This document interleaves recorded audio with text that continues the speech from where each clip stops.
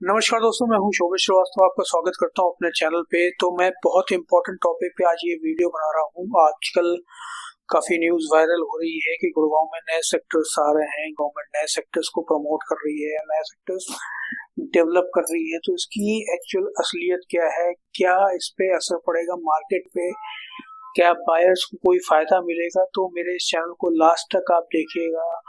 मैं exact point two point बताऊंगा कि क्या एग्जैक्टली चीजें होने वाली हैं और क्या गवर्नमेंट डेवलप करना चाह रही है, इसके फायदे होंगे कि नहीं होंगे।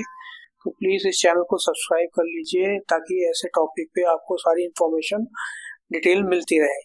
तो सबसे पहले मैं आपको बात करूंगा कि गवर्नमेंट करना क्या चाह रही है। तो गवर्नमेंट बेसिकली, न्यूज जो आजकल वायरल हो रही है कि नए सेक्टर्स आ रहे हैं, तो मैं पहले इस चीज को क्लियर कर दूं कि कोई ऐसे नए सेक्टर्स नहीं डेवलप हो रहे हैं। जो एग्जिस्टिंग सेक्टर हैं उन्हीं में नए लैंड्स आपको मिलने वाले हैं, यानी नए जमीन आपको मिलेगी, यानी नए ऑप्शन उन्हीं सेक्टर्स में आएंगे।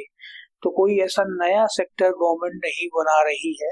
तो पहले इस कंफ्यूजन को आप दूर कर लीजिए, क्योंकि क्या है ना कि न्यूज के चक्कर में मार्केट में हाइप क्रिएट हो जाती है, फिर लोग दौड़े दौड़े भाग के जाते हैं। जैसे लास्ट में कुछ ऐसे टॉपिक्स आए थे, मानेसर में डिज्नीलैंड बनने वाला है, ये बनने वाला है, और लोग भाग के मानेसर पहुंच गए प्रॉपर्टी लेने के लिए। आज एमथ्रिम डेवलपर 13,000 13,000 में चीजें बेच रहा है केवल हाइप की वजह से। तो अभी ऐसा कुछ भी नहीं है, कोई भी नया सेक्टर नहीं आ रहा है। जो एग्जिस्टिंग सेक्टर्स हैं उसमें कुछ ऑप्शंस लेके आ रही है गवर्नमेंट, वो मैं आपको विस्तार से बताऊंगा।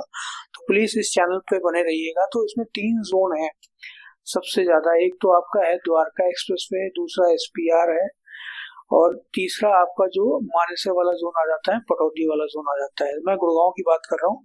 ये चीज फरीदाबाद में भी है, एक दो सिटीज में और भी है जहाँ पे नए लैंड प्रोक्योर किए जा रहे हैं।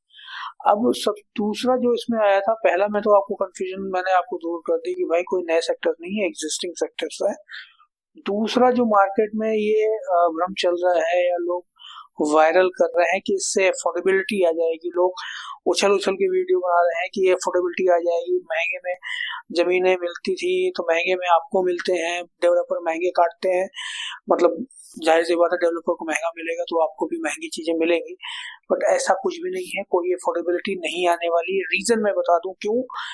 क्योंकि ये कोई एक्विजिशन नहीं है, ये प्रोक्योरमेंट है। तो एक्विजिशन और प्रोक्योरमेंट में डिफरेंस होता है। इसमें गवर्नमेंट ने ऑप्शन दिया है फार्मर्स को कि आप अपनी लैंड हमें दे सकते हैं थ्रू ऑनलाइन प्रोसेस। तो this is not a acquisition, this is a procurement. तो प्रोक्योरमेंट और एक्विजिशन में फर्क ये होता है कि एक्विजिशन में गवर्नमेंट अपने रेट पे चीजें लेती है, एक रेट निर्धारित करती है। प्रोक्योरमेंट में आपका फार्मर डिसाइड करेगा कि मुझे किस प्राइस में प्लॉट देना है। अब जाहिर सी बात है, अगर किस रेट में उसे देना होगा तो मार्केट से नीचे तो देने वाला वो है नहीं।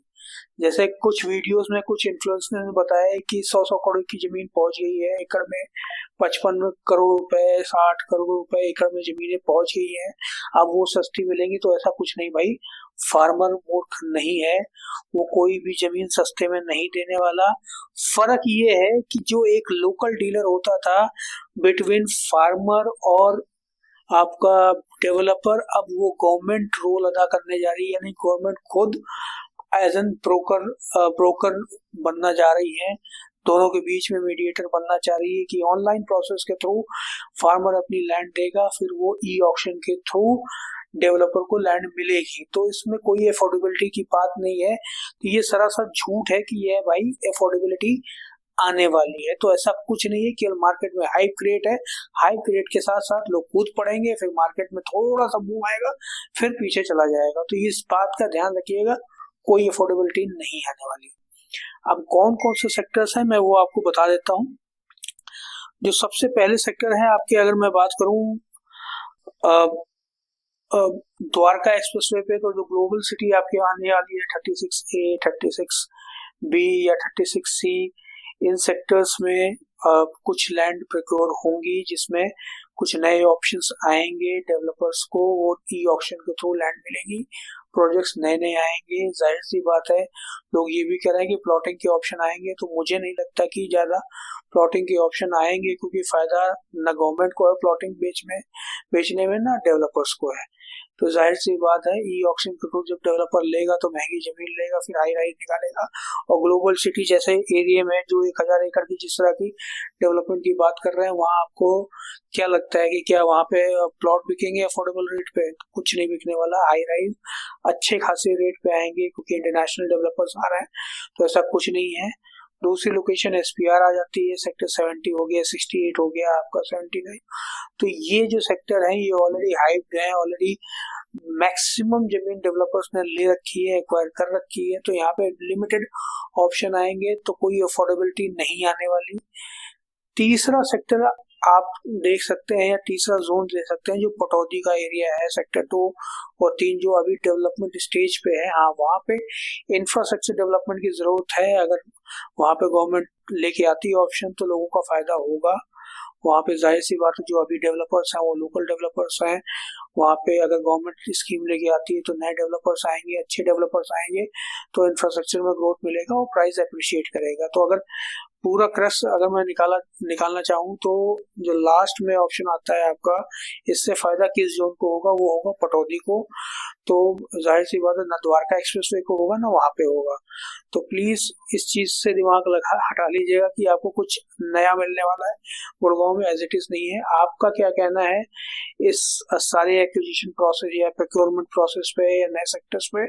प्लीज कमेंट लिखिएगा, और कोई भी सुझाव आप देना चाहते हैं तो प्लीज दीजिए। बहुत बहुत धन्यवाद।